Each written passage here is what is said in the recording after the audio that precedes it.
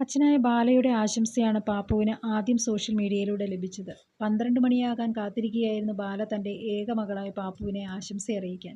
എന്നാൽ തന്റെ മകളുടെ പേര് പോലും പറയാൻ തനിക്ക് അവകാശമില്ലെന്ന് ബാല കുറിച്ചപ്പോൾ വളരെ ദുഃഖമാണ് ബാലയുടെ പ്രേക്ഷകർക്ക് തോന്നിയത്. ബാലയാണ് മകൾക്ക് പേരിട്ടത്. ഇപ്പോൾ ആ പേര് വിളിക്കാനുള്ള അവകാശം പോലും ഇല്ലാതായിരിക്കുകയാണ് ആ അച്ഛന്. അതേസമയം അമൃത സുരേഷ് പാപ്പുവിന്റെ ബർത്ത്ഡേ സെലിബ്രേഷന്റെ ഫോട്ടോകളും വീഡിയോകളും എല്ലാം പോസ്റ്റ് ചെയ്തു കഴിഞ്ഞു. ഒപ്പം മകൾക്ക് താൻ ഒരുക്കിയ സർപ്രൈസും പങ്കുവച്ചിട്ടുണ്ട്. പാപ്പുവിന് ഏറ്റവും സന്തോഷമുള്ളത് തന്റെ കൂട്ടുകാർക്കൊപ്പമായിരിക്കാനാണ്. അതുകൊണ്ട് തന്നെ അമൃത അവൾക്കായി നൽകിയിരിക്കുന്നത് കൂട്ടുകാർക്കൊപ്പം ഇഷ്ടമുള്ള കാര്യങ്ങളെല്ലാം ചെയ്ത് വളരെ കൂളായിരിക്കാനുള്ള സിറ്റുവേഷനാണ്.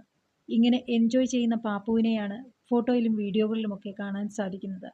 ഇതോടൊപ്പം അമൃത സുരേഷിന്റെ വാക്കുകൾ ശ്രദ്ധേയമാണ്. പാപ്പു കൗമാരത്തിലേക്ക് പ്രവേശിച്ചിരിക്കുന്നു. പാപ്പു തന്റെ സുന്ദരിയായ മാലാഖയാണെന്നും ചെറിയൊരു അത്ഭുതമാണെന്നും അമൃത സുരേഷ് വിളിക്കുന്നു. ചെറുപ്പത്തിൽ തന്നെ വളരെയധികം വെല്ലുവിളികൾ നേരിടേണ്ടി വന്നിട്ടുണ്ട് പാപ്പുവിന്. എങ്കിലും പാപ്പു ഏറ്റവും സ്വീറ്റായ, കൈൻഡായ, ബ്ലെസ്ഡായ കുട്ടി തന്നെയാണ്. എൻ്റെ പാപ്പുവിന് ജന്മദിനാശംസകൾ നേരുന്നു. മാതാപിതാക്കളുടെ പിന്തുണയുടെ ഉറപ്പോടെ ശക്തയാകാനും മുന്നോട്ടു പോകാനും എല്ലായ്പ്പോഴും അവളെ പ്രോത്സാഹിപ്പിക്കുന്നു.